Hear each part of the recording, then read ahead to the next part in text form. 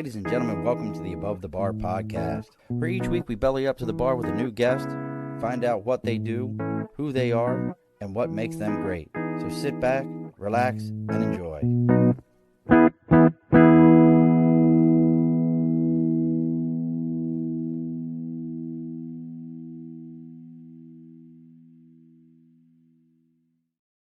Alrighty, folks, welcome back to the Above the Bar podcast. It's your host, Sean.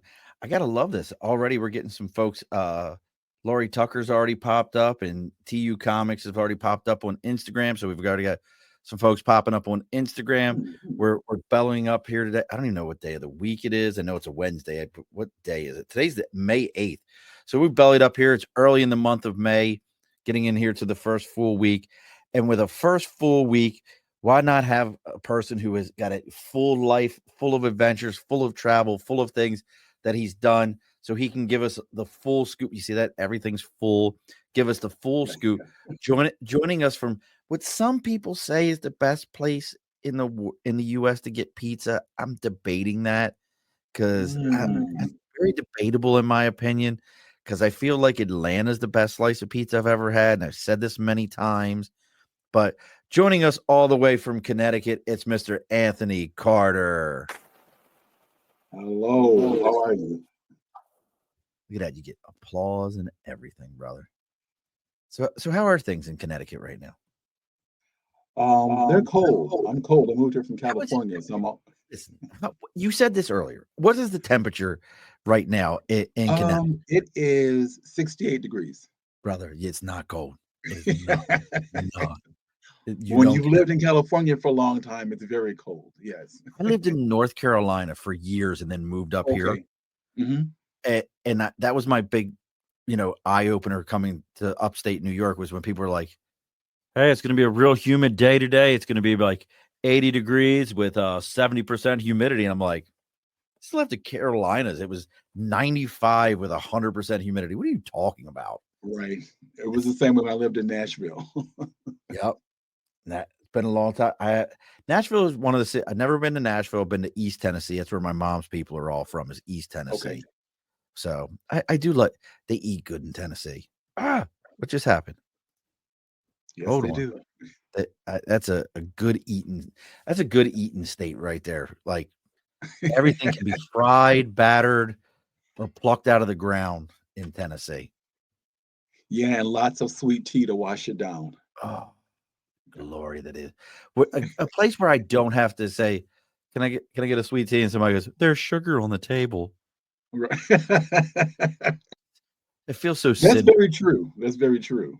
It just feels so sinful. And I did forget to tell you as we were pre-show, if you see me looking to my left, that's where my other monitor is. I promise you, I'm not ignoring you. I'm just looking to my left at my other monitor.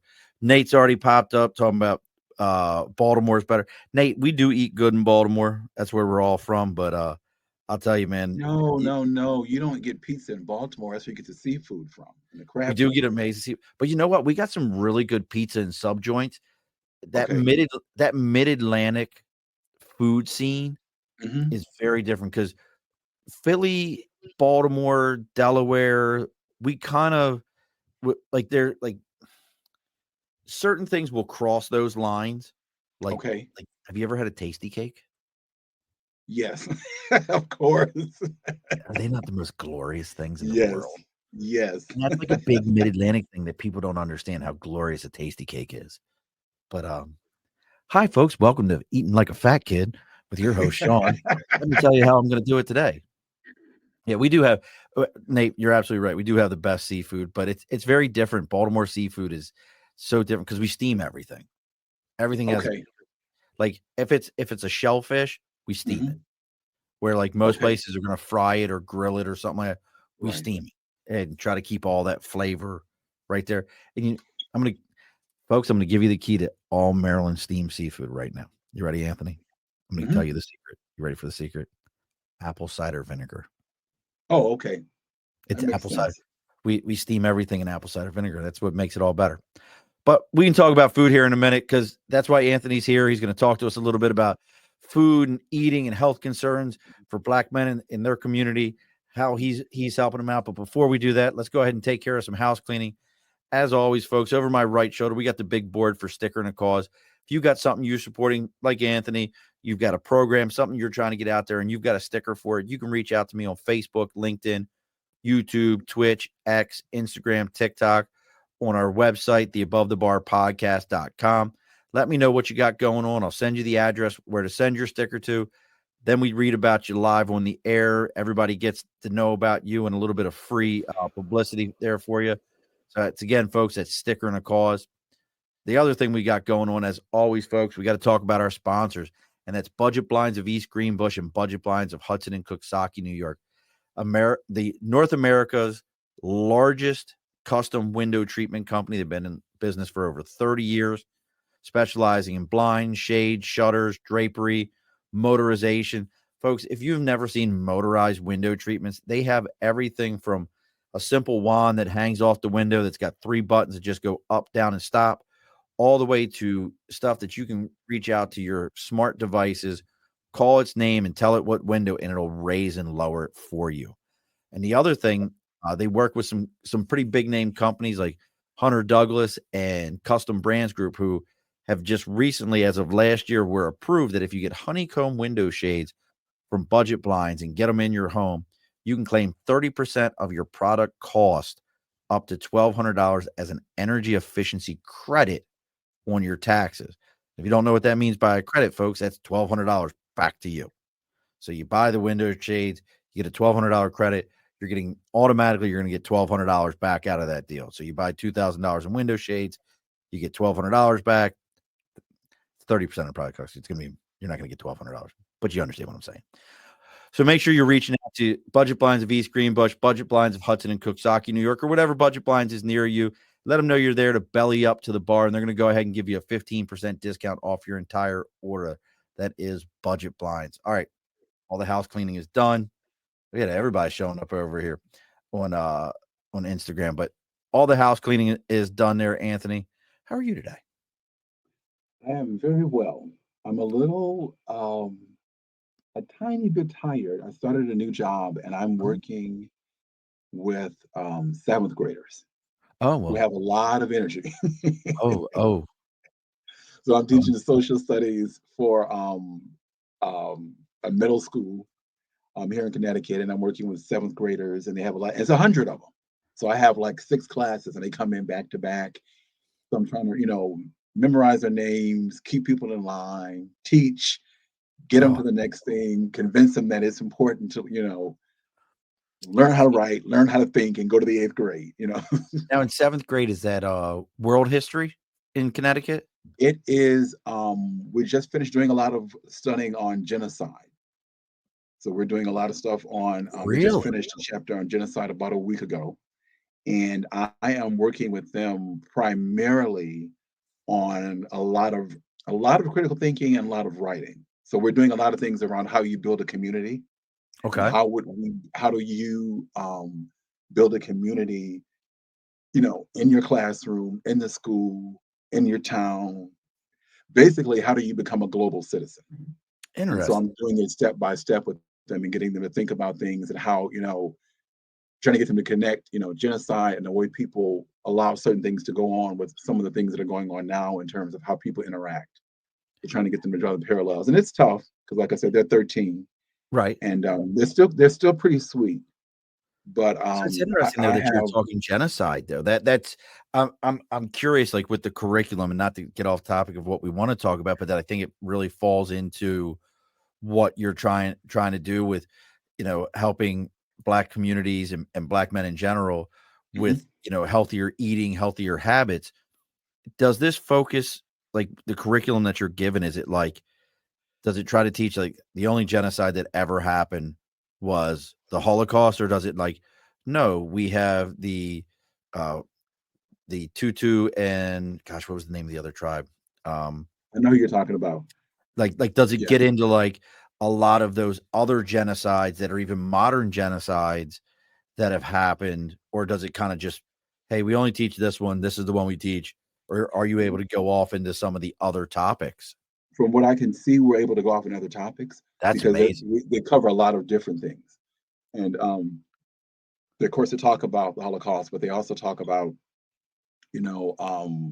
slavery and other things like that, and all types of things that have happened since, World War II or World War One. So they cover Okay. a lot of things, but I'm trying to really make sure they understand how these things come about, because a Interesting. certain number of people, we had a long talk today about the severity of name calling and racial epithets, and Or how, where it comes you from. know, it, yeah, and how a lot of things get started that way. Things start off as a joke, and people just kind of like, oh, that, we're just playing around, and then you look up, and all of a sudden, it snowballed into something that's really awful.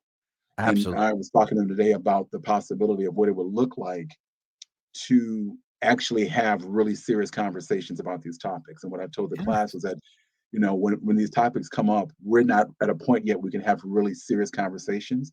So until we can, we're going to work towards that. And at some point, we'll be able to have those. Bro, that's And that'll be a amazing. great thing. So, and I'll That bring that's in awesome. science fiction and a bunch of other stuff. So, That's so awesome that you're covering that, because I mean, it's funny you brought up the language. I just learned this the other day and I never knew this. Do you remember watching Bugs Bunny? yes. And more and more I loved Bugs, but more and more I'm like, Bugs was low key racist. He was low key. Eh, Yeah, sometimes some things don't age well. You go back and you watch no, them well, Peter Pan and did you not think, age why did we think this was entertaining? Or why well. did we think this was funny? Peter Pan didn't It age well. really isn't. But I learned this one. So you remember, Bugs Bunny used to look at somebody like Elmer Fudd and be like, "What a maroon," and he would call him a Mhm. maroon. Do you know what that is? I have not heard that term before. You never saw him like a Bugs Bunny cartoon where he called somebody a maroon?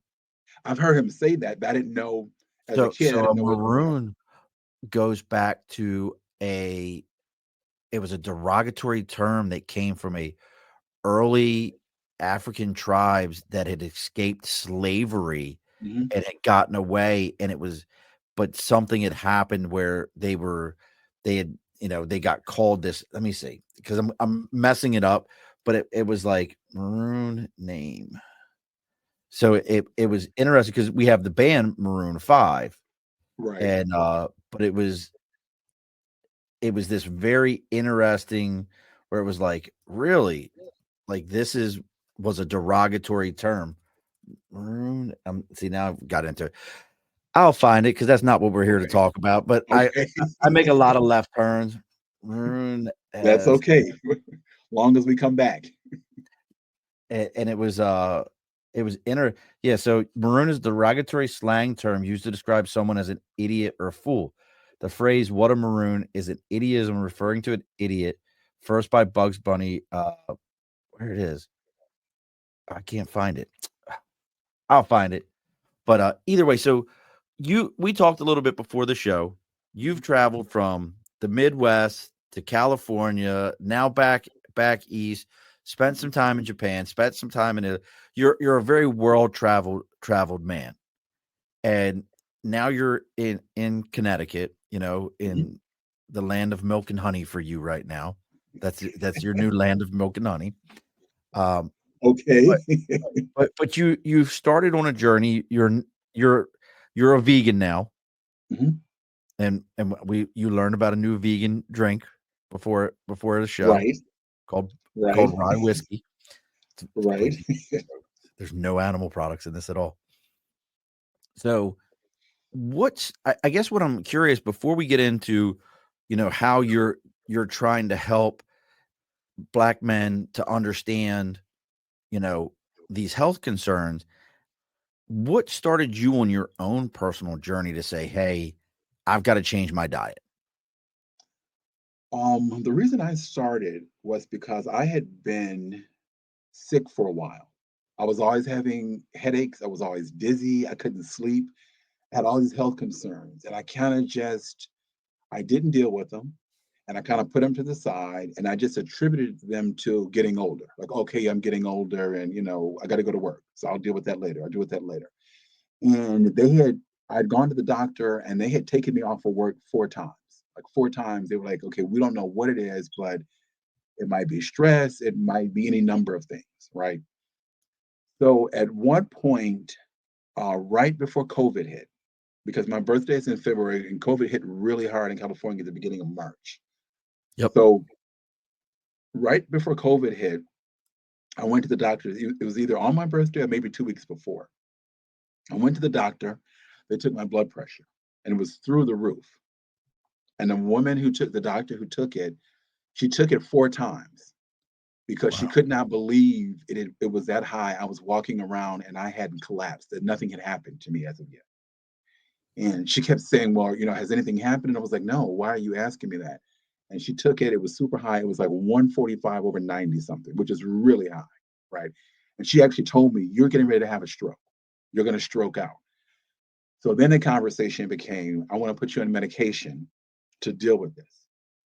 And we went back and forth and I fought it. I was like, "Well, I don't want to do that. Medications for old people. I'm not interested in that. Everybody I know is on medication. I'm going to be the one who's going to be different. No medication." So what I told her, I said, "Is there a way for me to not be on medication? What can I do to not be put on medication?" Because my mom had gone through the same thing. What can I do to not be put on medication? So her response to me was, "Unless you're going to lose like 20 or 30 pounds in a week or two, nothing." She wrote me a prescription. She never called it hypertension. She never gave me any tips on doing anything that didn't involve medication to manage it. She never gave me tips on eliminating it. She gave me tips on managing it, which is what you do with the medication, right? She would not let me leave the office, the building. When I was in California, I had an insurance company and they had everything in one building. So you go upstairs, you take a physical, you go downstairs, you give blood work. They had a pharmacy on the second floor. So they could call it in right then and there, right? So her thing was, when you're not leaving the building until you get this prescription. Now, what I didn't know at the time was that she was probably afraid I would collapse in the lobby and sue them. That was probably the thing, Still, which would make still in the sense. building. Yep. Right? You know, let's get him out of here before he drops, right?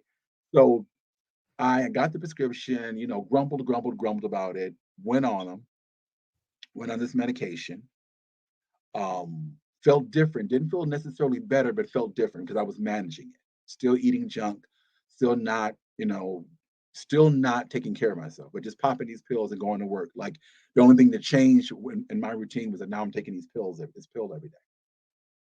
So then COVID hit, right?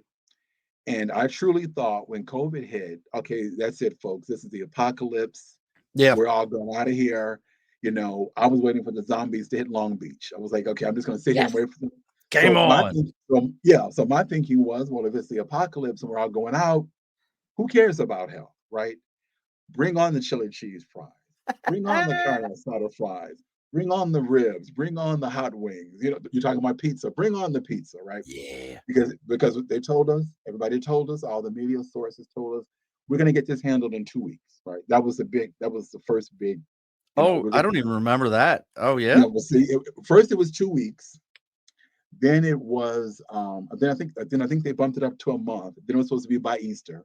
So long story short, the 2 weeks ended up being, as you know, way longer than 2 weeks. So when the 2 weeks extended and that started in March, and we were still here in like August, I was like, well, that didn't pan out. So I just decided, I was like, okay, in September, I'm going to do a 30-day reset. I'm going to challenge myself for 30 days to do this vegan lifestyle and see if I feel any better. Because what I'm doing now isn't working. I'm still up at night. I'm still can't sleep. It's just now the pressure's lower, right? So September 1, I kicked off a 30-day challenge for myself. And did no meat, no dairy, none of that, right? I just wanted to see what would happen. Right. Increase the vegetables, increase the water. After 30 days, I felt it was night and day. I was like, Wow. whoa, what is going on here? Right. Now I was still very much a vegan, a junk food vegan, which means I was still eating Oreos, I was still eating Right. Fritos. I know exactly what I have a vegan that's very close to me that went through that same thing. Like, hey, look, Yeah. ring dings don't have any meat products in them. No face on this. Yeah. Right. But you're still eating So, shit. but it's loaded with sugar and salt and oil, which is still bad for you, right? So I did it for 30 days, felt really great, and then decided, well, I'm going to keep it going and see what happens, right? That was September 1 of 2020. kept it going for 30 days. And at the same time, I've been wanting to do documentary films for about 17 years.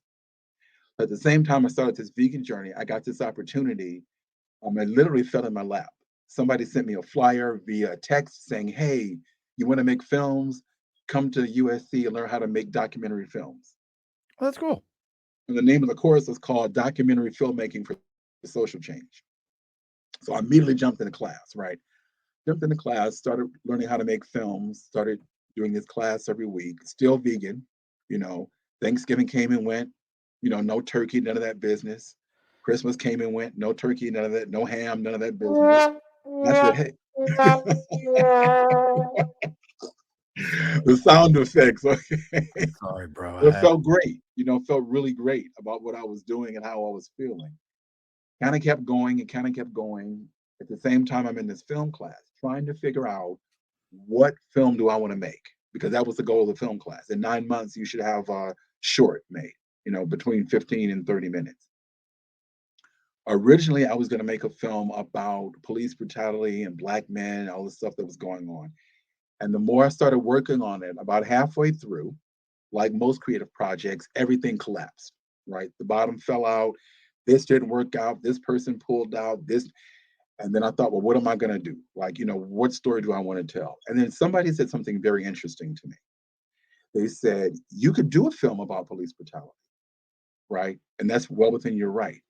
But that would require people to change before something else changed. Is there a way for you to tell a story in a very short period of time about something somebody can do right now today to change their life, to change the trajectory of their health issue, their health or whatever they're trying to do? And a light bulb went off. And I was like, yeah, I can make a film about my vegan journey, because that was something I took on. I didn't wait for anybody to come and tell me to do it. I didn't have to have somebody outside of me fix it. I could fix it. And I was like, It was okay, I'm just yours. gonna keep It that. was yours. It was personal. It You was did it. mine. It was personal. I didn't have to wait. I didn't have to ask for permission. I didn't have to run it by anybody. I didn't have to have anybody sign off on it. Like, this is what I'm doing. And I started documenting it. So I started meeting all these really great people on Twitter who were Black and vegan, these young people who had cookbooks and shows and had done all this, had done all these really great things. So I started reaching out to them on Twitter. And at the same time, I also had a podcast that I was running. So I said, hey, well, can you come? Can you do two things? Can you be on my podcast and talk about your health journey? And can you be on this film? And everybody I talked to agreed to both, yes and yes. So I had all this footage. Now, keep in mind, this is at the height of COVID. This is 2020. So you can't leave your house. Right. And We're some on kind of lockdown. way, yeah, everything was on lockdown. So some kind of way between Zoom, the huge garden I had in the front of my house when I was in California, and my kitchen, I was able to shoot this film. So I Nice. had all these different people, and I hired somebody, and she and I worked together, and she edited it for me, and we co-directed it, and we talked about what story we wanted to tell and what we wanted the people to feel. And it was an opportunity for people to see my journey and say, this is how I did it, and for me to encourage other Black men between 40 and 60 to do the same thing. Okay, you can turn your health around. You can do this differently. You don't have to wait for somebody to give you permission, and you don't have to take a pill. My goal was to get off the pills, and it took me about, I would say, about 2 years to get off. So Really? I haven't been on medication since October of 22. So it's So it been wasn't almost like two it was years. an instant, like, look, No, no, no. It was because 30 days. because Give me remember this. I was still eating crap. Gotcha. So it was like, you're taking the pill, but you're washing it down with a sleeve of Oreos. That doesn't help. it That does not help. it doesn't work that way. Well, let No, me or let some me onion rings. Well, why not? It's onion rings. They're onions, wait but this again. right, I mean, give right. me a They break. come I from the use peanut ground, oil to fry it in. God, right. But you before guys they are fried it and battered it, it was, you So guys yeah, are so it so took much. some time, and I was a little hard headed. It took some time, but the um, the more serious I became about it, and the more strict I became, then things started really picking up speed. And I actually took a really great course. I joined this group through the Black Health Academy, and they did a 12-week challenge, and it was no oil, no salt, no no oil, no salt, no sugar, and you had accountability partners, and you had to check in, every day. You had to do all these things. So Like it having was a strict. And sponsor in AA. Like you had an AA sponsor for sugar. you need what sugar. Yes, sugar is sugar is very addictive. Oh, people don't realize Sugar it. is It very metabolizes addictive. in your body similar to cocaine. Yes. I was just getting ready to say, yeah, Yeah. I've read studies that say it's more difficult to give up sugar than it is cocaine. One, they put sugar in everything. Everything. They put it in milk. They put it in French fries. They put it in meat. They put it in. I mean, I'm obsessed with reading labels because that was one of the things we were taught in that 12-week reset that I took. So I read labels and I see how much sugar they put in things, right? It's wild, You'll isn't see it? something on the shelf that'll say this is vegan or this is vegan friendly. But like now they have in the market, they'll have a whole aisles of things that are supposed to be vegan, right? Vegan friendly. And you turn it over, and the first three ingredients are sugar, right? Brown sugar, maple syrup, rice syrup. And it's like, okay, well, where's the actual nutritional value? The first three things are sugar. No matter what name you put on it is sugar. So yeah, So so let me that's what ask I you did. some questions here. And folks, if you're interested in Anthony's journey and you want to know what he's got going on, it's Anthony-Carter, CARTER.com. You can see what he's got going on. There's also a link to Anthony's film. Ask the old guy. You can see that on there, what he's talking about. So I got to ask kind of this question. So here you are eating as a vegan, and I think in cultural terms. Mhm. And I know, like myself, I grew up with my mom's side of the family is from Tennessee, very Southern cooking. My father's side of the family is, even though my last name's Murphy, they're all Italian, very Mhm. large Italian meals, all these type of things. So culturally, and there's always that running joke, Anthony's a vegan, just ask him, he'll tell you. That there's that I've heard cultural, that before. right? It's like the CrossFit people. Right. So at it, and look, my two best friends, we probably, between Terrell and Ken, when we're together, it's always food something. And Mhm. I think about it, how was that initially received in the Black community for you when you Mhm. said to folks, no, I'm going to be a vegan? Like, did you instantly we're like, oh, you've been, this is the Eric, you're like in the Erica Badu camp now, like you're doing weird shit, or do you know what I mean? Right? Yeah, Like yeah. Well, how she ruined, there was like, some of that. I think whenever you break away from um whatever the culture is, right? Whatever your identity is, whatever you've grown up with. I think sometimes my experience has been initially sometimes people may feel like you're being disloyal or you know, you're not one of us, whatever that right. means, right?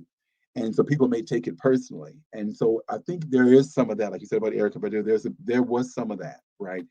And I think the only thing that changed it is that when people realized why I was doing it, because I haven't had to explain it a bunch, right? But when people have realized, okay, I'm not doing it just because I can't figure out what else to do with my time. I'm not doing it because I'm bored. I'm doing it for very particular reasons, Right. Your health. right? And then when you see other people in the community, like everybody, most of the people that I know, myself included, I know people right now, right, who didn't make it to my age because of health reasons, things that were preventable. So as 25. you start to age and get older, you start to see, you see people who are, dropping because of hypertension or dropping because of diabetes. And a lot of times, more often than not, it's because of their diet. And you ask them, well, what do you eat? Right. And they give you this whole list of, this whole moderation. It's like moderation doesn't work. Right. It doesn't work. Right. So with me, I think I don't know how to put it, except I I think in my family, I've always been the weird one, or the one who's always, doing something that people have never heard of. Right. You're doing something So, different than so everybody else. here's, so this is just one of many in a long list of the Anthony Carter show. Now he's doing this, right? Like moving to Japan, right? Like nobody I know has ever done that. Nobody in my family has ever done that. I moved to Japan, right? What was that? And I moved to New York with Where'd no you money. move to in Japan? Where were you at in Where Japan? Where? I was at the foot of Mount Fuji in Fuji no Miya. Okay. So what was So it I like was being there a for 6 brother in weeks. Fuji? Like, was Okay. it like, were you at a rare thing being a brother in Fuji? Yeah. The day I left to come back to the States, it was so funny. I was in the airport and I walked in the airport and I think there was one other black person. And everybody just kind of like, they had that moment. People just kind of whipped around. Or like the record skips on when you walk in the bar, like, what is going on here? Right. Yes, man. What are we doing now? So yeah, so there was some of that. But yeah, I think, but going back to your original question about, the food and getting, Culture, and the yeah. culture, I think people, it's tough because a lot of the things that I've given up, I didn't give it up because it didn't taste good. I gave it up because I was trying to do something else. I'm committed now to doing something else. Like I know what that food tastes like. Like people will try to Right. tell you. Like I was somewhere once at a party, some point in the last 4 years, I was at a party, and it was somebody had a birthday or something, and they had cake. And like, well, do you want to try some? And I was like, I know what cake tastes like. I don't need Have you to. listen, You know how much cake I've eaten in my life? so I'm going to tell you something, Anthony. So I Yes. live in a household where my Okay. wife and I, we eat whatever. But I also have a daughter who's a vegetarian Okay. and a daughter who's a vegan. And Wow. they have a half sister who comes over to eat with us all the time, who's also a vegan. I eat vegan. Normally it's because he walked past my tree stand and I knocked it down and then took it to the butcher shop. And I'm more than happy to eat that deer because I eat Oh, vegan. You like that joke? It was a good one. I know you liked it. That's how I eat vegan. I'm gonna let that sit there for just a minute. Just let it marinate for a second. But I can tell you, and I'm going to defend Anthony a little bit here when people are always like, well, vegans just eat nothing but salads. Well, you've never come to my house where Right. I've got to make a dinner like when we have big family meals, and I have to provide for me and my sons who want brie wrapped in prosciutto placed on the smoker, Right. With a it sounds side of bacon. I know how that goes. it sounds good, doesn't it, Anthony? I mean, I'm gonna suck you back into us. Come back, Anthony. I Come remember back. prosciutto. Yes, I remember. I mean, I had a lot of Italian friends. I lived in New York, so yes, see that I mean? I know about the seven fishes. I Oh, know about all that. I know all. Yes. I mean, it's good stuff. But at the same time, I've got to make meals like, Mhm. I'm making a brown rice and bean salad. I'm making, roasted Brussels. So understand, folks, like, Anthony, one of the things I have to truly applaud you for is admitting that many people who go into the vegan diet initially start with like, I don't know what to eat, so let me look at this Twinkie, this ho-ho, this Mhm. processed, what's the ramen noodles and all these Yeah. things that are heavy, heavy sodium, heavy Right. processing, and they don't help you none. They're not Right. solving the problem. You're just you you think, well, because it doesn't have a face now in my meal, I've somehow fixed everything. I want to ask this question, and I think this is an important question for you as a vegan, and this is something I think about. Do you think it's the meat dairy side to things that industry, or do you think it's that, especially because you're trying to help, and I know we say black men, but would we say black men or minority men, or are you really focused on the black men I side would to it? say black men are my primary focus because I've Okay. done it, I just wanna be sure. and I know the things they're going to run into. Like I I know wanna that. make Like sure I'm saying it yeah, right, yeah. and I'm Mhm. staying on target here. But do you think it's the meat, dairy, that side to it? Or do you think it's especially in like, I grew up in East Baltimore. I know what this is like. Or is it the taking away and creating of the food desert with the lack of access to fresh fruits, vegetables, quality fresh foods that have been taken out of communities? Which one do you think has more of an impact? I think both of them. I think they work, I think most things in life, the older I get, the more I see or believe that most things in life are interconnected, right? So most things are not all of one thing or another. They're usually a lot of factors that kind of coalesce, they come together to create this result, right?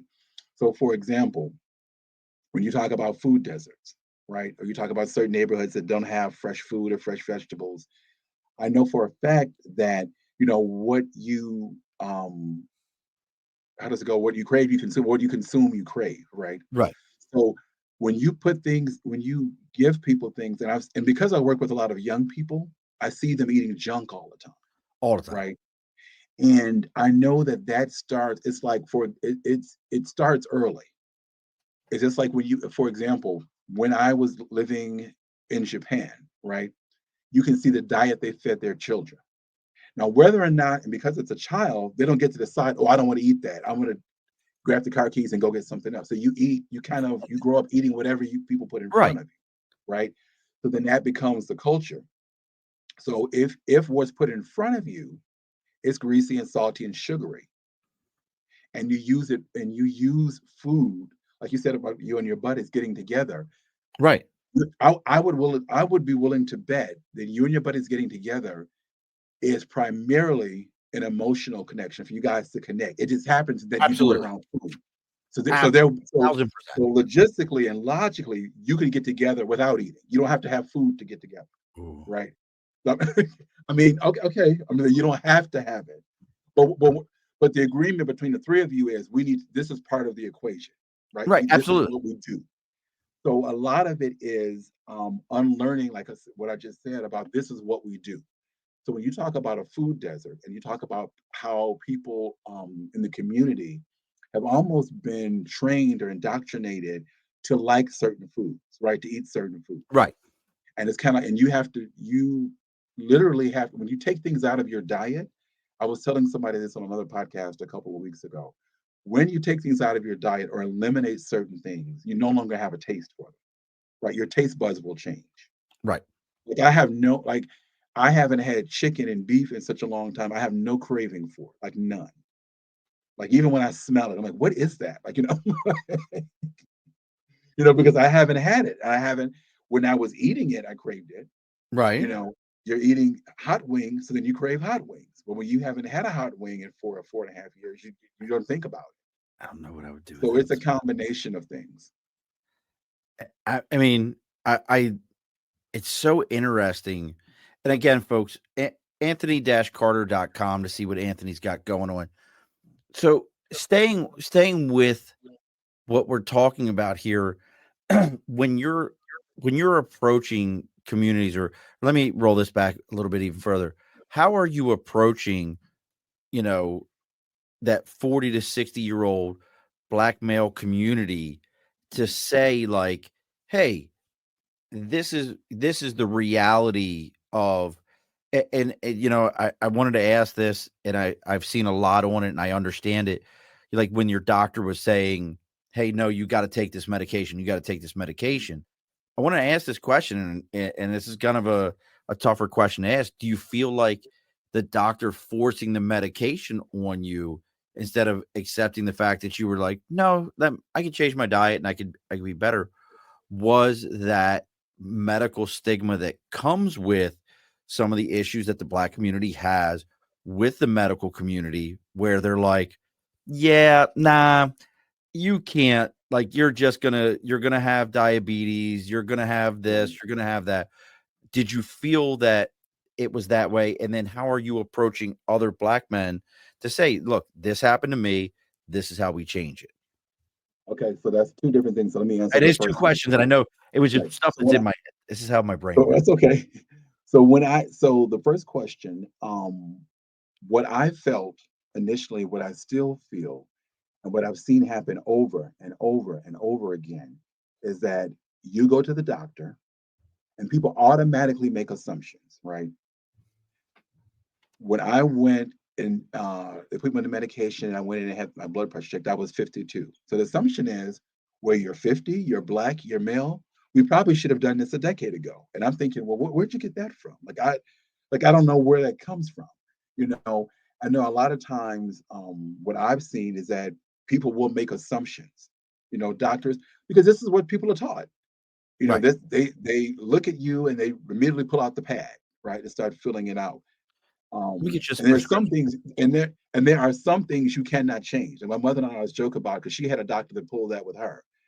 And my mother's like, well, you know, some of the stuff I can't change. Like, Right. I'm not gonna I'm not gonna get younger.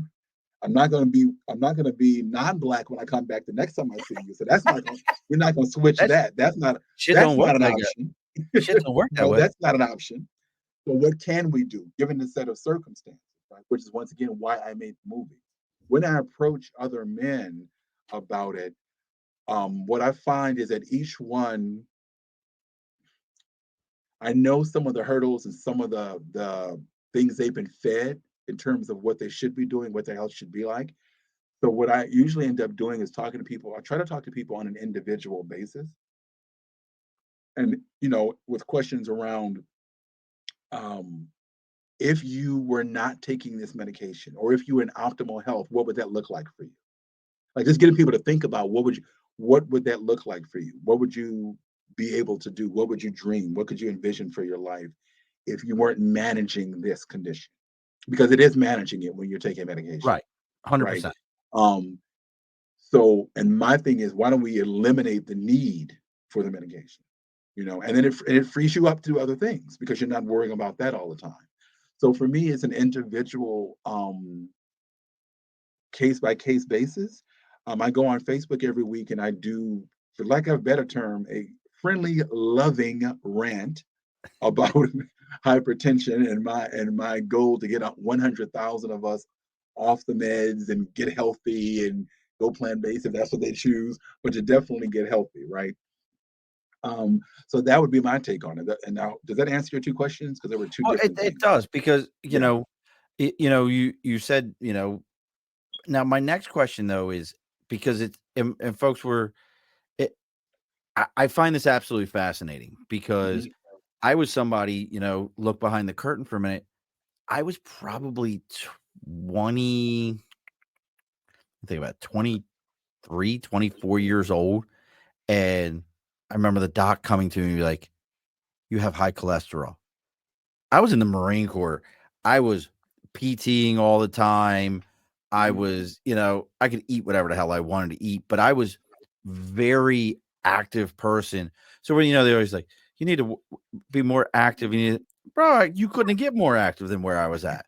I can still run a first class PFT. I was doing everything. Mhm. So I always wonder, you know, now as I've gotten older, and you've kind of touched on this a little bit, how much of it is the things they put in our food?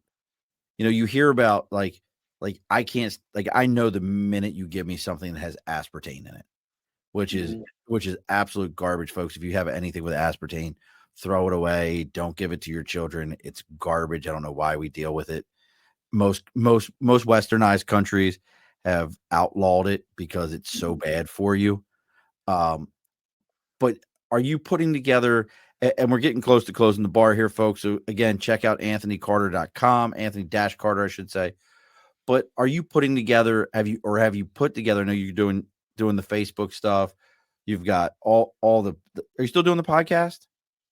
No, I am not. Oh, It's on hiatus. It was up and running for you're 3 making years. room for me. You're making room for me. I appreciate that. But like, are you putting together groups or have you worked to put like groups in different cities? Like, what are you doing from an organizational standpoint to have a support system for these individuals? What I'm doing is I'm doing the Facebook Live every week, so folks can check me out on Facebook.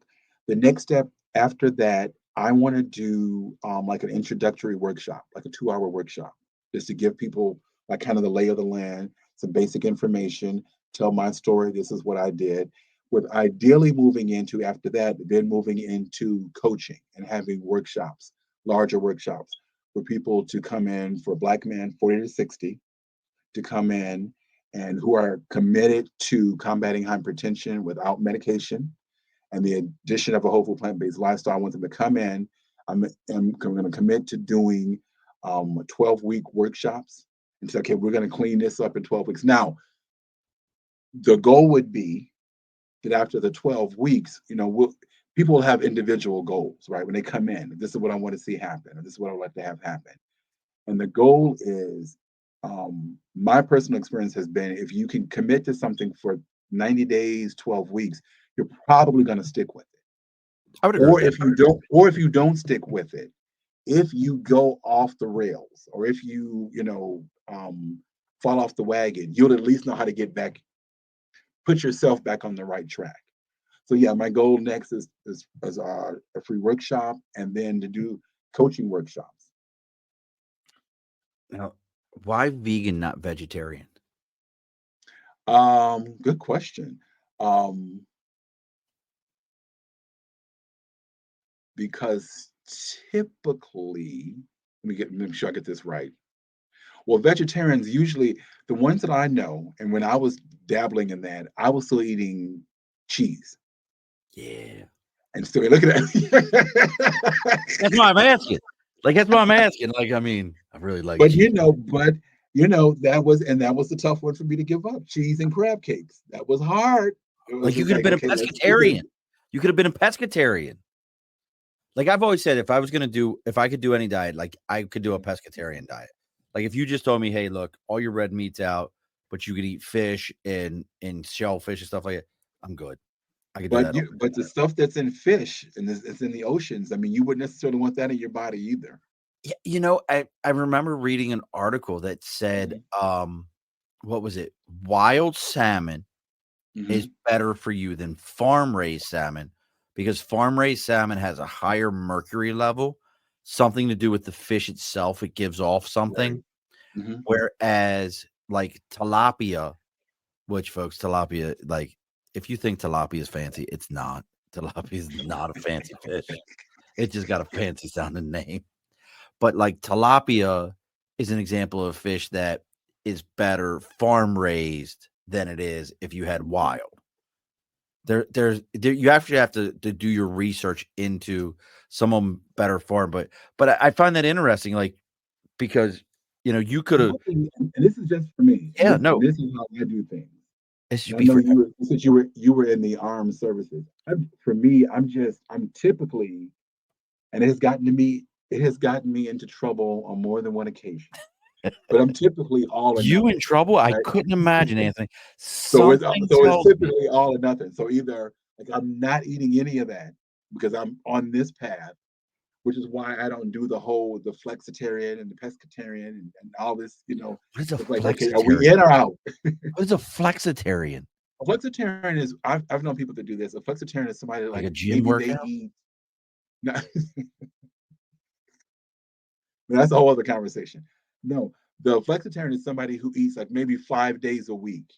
They're strict on plants. Gotcha. And then maybe on the weekends they go for the fish, the fish or they have their big cheat. Every weekend's a cheat day. Yeah, they have cheat days. So that's my experience of them. And so my thing is either go all in or not. Go big or go home. So that's just me. Look, I can respect that. I have no problem with it, but I do. Just here's a good example. This is the all or nothing. When I was eating all the meat and all that kind of stuff, I drank a lot of coffee, right? Oh. And people would say, "Oh, well, you can put 2% in your coffee." I'm like, "No, bring on the half and half. What are we doing here?" Right. What are we doing? Yeah. So that's an example. I was like, bring on the half and half. And if we really want to get it fancy, we'll go to Starbucks and make it into a breve, and they can steam the half and half. Yeah, just get all. Well, what's funny about that is I had a buddy I worked with on the railroad, and he worked at a dairy plant. And we talked about that. And he used to get so mad about people that drank 2%. I'm like, why, bro? He's like, do you understand that 2% is nothing more than when the milk separates out? That's the watery part of it that has only a little. Oh, yeah. So guess what, folks? The whole milk is just where all the actual milk is. Okay. That 2% is nothing more than the watery part that has a 2% milk left in it The rest of it is just watery garbage that you're not, that you're just, it's a byproduct. It really is a byproduct that they Wow. figured out how to, instead of taking the whole thing and just How to mixing market it. and sell. Yeah. Right. It's, we took a byproduct, we put it in a bottle, and we made you think that somehow it was better for you. Right. I And people bought it, and people and people people are like, believed it. well, it's the great oh, it's fat free. Fat free. Listen, folks, fat has flavor. That's why I'm fluffy. Fat equals flavor. Okay. That's why I'm fluffy right now. And it's And not the even if fat. it's fat free, right? Even if something is fat free, if you turn it over and look at the box, not the sexy side they show you in the front, like, oh, look Yes. at this, fat free and all the pretty colors. If you turn it over and look at the box and look at the ingredients, they put something in it, even though it's quote unquote fat free, to make it tasty. Right. They've probably You got doubled up the 4 pounds of oil. sugar in it. Yeah. Yeah. Yeah. Well, that's what I used to tell folks. Like, that it's the sugar, it's not the fat that's ruining you because of the way your body just holds on to it. Our tongues are designed to like sugar and salt. That's how we process whether or not something we should or shouldn't eat it, as like Cro-Magnon man, you ate Right. it. This If will it was kill you, so sweet, don't eat it. And then, if it was bitter and nasty, don't eat that. right. If it was sweet, I can eat this. If it was Mhm. salty, excuse me, I can eat this. But if it was bitter and nasty, let me Right. spit that out. Yeah, like people miss that mark. So what are like do you have you set any goal? I mean, obviously we know it's 100,000 black men to do this and to get onto this program. But do you have any other goals like, hey, I want to do a TED talk about this, Um, or travel with it? Anything else like that? oh, absolutely. I love a TED Talk. So we're putting that out there now. A TED Talk would be great. I love to tour with the film and use it as a talking point, because the film is so short that when we were making it, the goal was, when we were putting together the film, we kept saying, okay, how can we make a really impactful film that's entertaining and impactful and short? That's 15, 16 minutes, right? Because we wanted to make, because people have no attention span. So we didn't want to make something that was going to be 3 hours that You're right. nobody was going to, because There nobody was- wants to hear yeah. for 3 hours how, you should need that. And nobody, so that was like, that wasn't going to work. So what I would love to Bet see, your kale I love a chips TED for talk, hours. right? I love a TED talk. I love to tour with the film. I love to raise more money to make a longer film. I love to do a docuseries with the Film as a Center. I'd love to coach and workshop other men and say, okay, look, let me walk you through this process because I've been through it. I can tell you what you're going to come up against. I can Yeah. tell you how when you go home, people are going to tell you, oh, well, macaroni, you can eat a little macaroni and cheese, that won't kill you, but you got 7 cheeses and a pound of butter in it. Right? I like it. All right. See, Right. you're talking my See language, that? But see, that's what we used to do. We don't do that Anthony. anymore. This is for you again.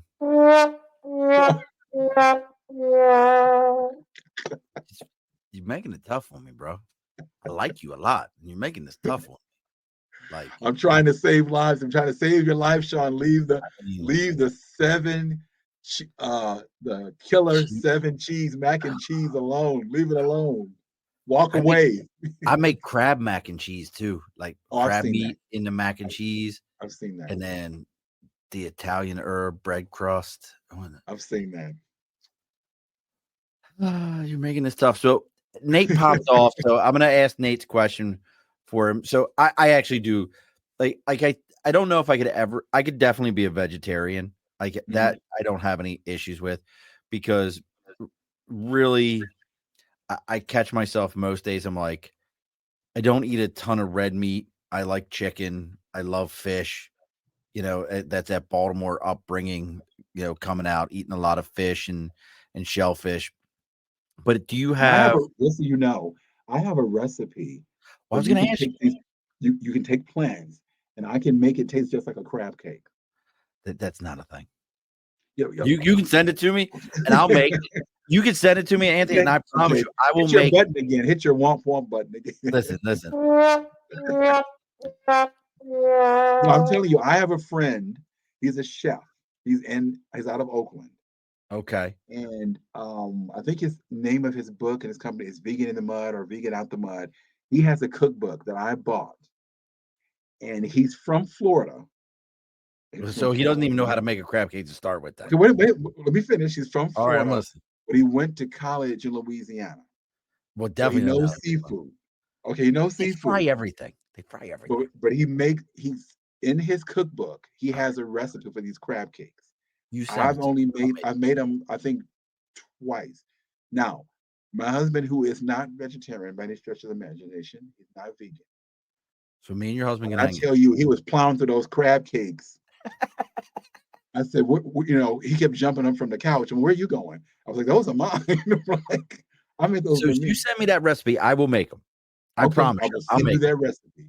I will Because send. I'm telling that's you, actually was gonna be my question for you is what is your go-to, like, vegan, and I think most people think, like, well, vegans for a snack, they're just eating carrots and maybe, like, dipping it in and air. grass, Right, like, they're tree eating bark. kale tree they take a handful of tree bark and brush their Maybe had face a with it. full day. Yeah, I Now have know. you and I gotta ask this question real quick before you tell me what it is. Have you gone full vegan, like, you're not gonna wear leather shoes?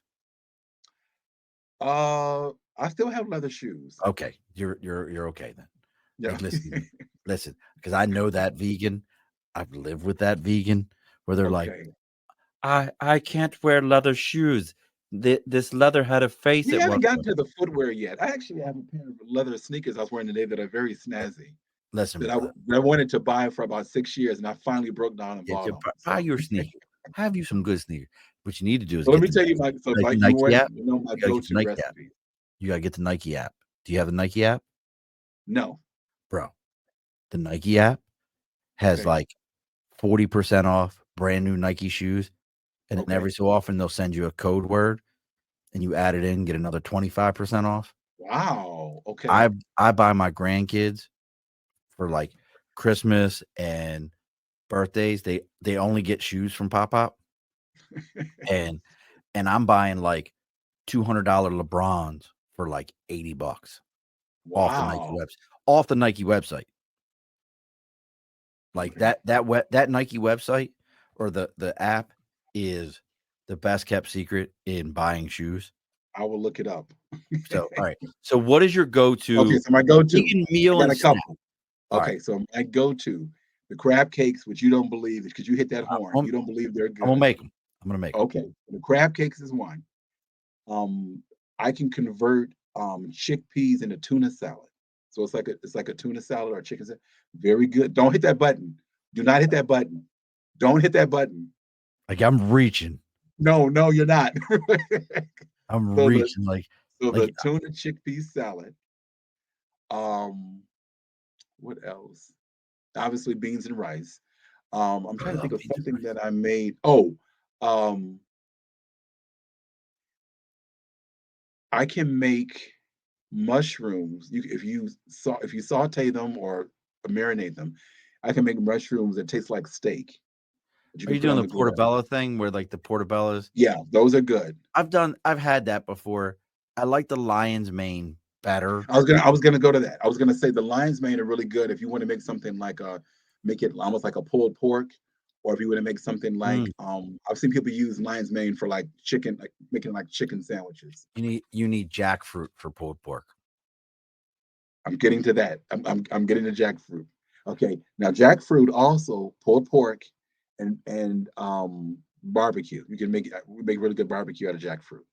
So, there's a place here in Albany, if you get lost somehow and end up in Albany, and, it's a place called Organa.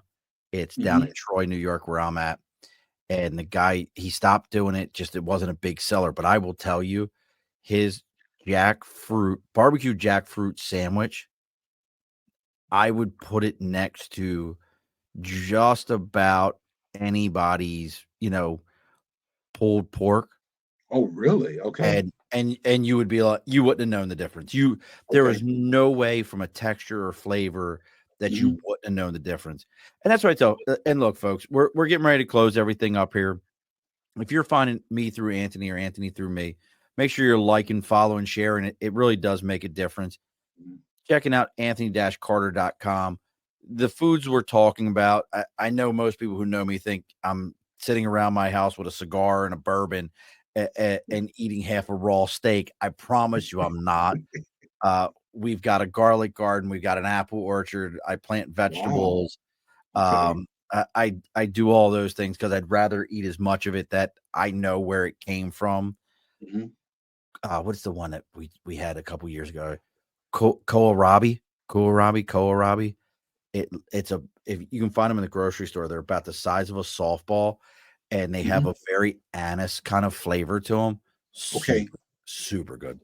Um, and I feel like this is a conversation that we could have forever. And I want you guys to go follow Anthony and see what he's got going on, because we didn't even get to the fact that I hate that to eat healthy, and in this country, I have to go to bullshit places like Whole Foods, Fresh Market, or Trader Joe's to somehow be able to get a food product that they claim isn't heavily pesticized or Mhm. somehow is better for me, that I have to pay $5 a pound more for it than anywhere else just to go to those places because of their marketing. There's no reason that in such an industrialized country as we are, we don't just have these in the grocery store. Mhm. Like, it should just be there. Mhm. And like Nate said, food is awesome. I love food. Never, I'm gonna say this. This is horrible. Anthony's one of the good vegans. He didn't try to force it down anyone's throat, because that's the other side. I think where people get like they can't deal with a lot of people who are vegans, because you're like, hey, we're going out to eat. You want to come with us? I'm a vegan. I can't go with you. I need to go to special places that only carry my diet. And like you go into like Buffalo Wild Wings, and they're like, did you not have any vegan options? Bro, there's carrots and celery right next to the hot wing. But you know what I mean? Like I feel like that's the Well, then mindset. a lot of places, are carrying a lot more things these days. Yes. Most places have, even the big chains, most places have something on the menu you can eat, right? And if they don't, usually you can say, well, can you do this, right? Like even if you go to a breakfast spot and everybody's having, stacks of pancakes and waffles and all this stuff, you can Oh, easily say, I'd like some tomatoes, I'd like, an order of hash browns, and that's it, well, there's and no you can eat eggs and in go there's home. no eggs in pancakes. There's no eggs in that. Are you sure? Yeah, it's like if I get the pancake mix, it's like the flour and so like the special flour mix and some water, Yeah. and I mix it together. I don't put no Check it. eggs in Check it, because I've seen when we make them from scratch here, there's no eggs, but I know in restaurants, they put eggs in them, they fry them in butter, it. they put a big stack of Oh, bacon on top of them. yeah. Yeah, fry it up. All You right, better folks. able to hit your buzzer again. Yeah. No, you get this one for that. Cheers. Like nothing but I cheers didn't for hear you. anything. Oh, you didn't hear that? I just heard boom. Oh, I wonder why this was not working. See, this is why I ask people these things. That was not working, huh? Huh. Well, look, don't log off on me here, Anthony. We got to get ready to close up the house here, shut the Okay. bar down. I know you've listened to all 230 some episodes. You've completely immersed yourself in the entire bar culture here, and you know what's about to come. But what I need from you is what we get from every guest at the end of every episode is the guest always gets the final word. So what's the final word, Anthony?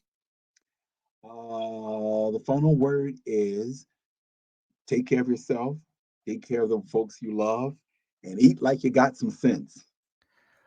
Alrighty, folks, be sure to put your stool in.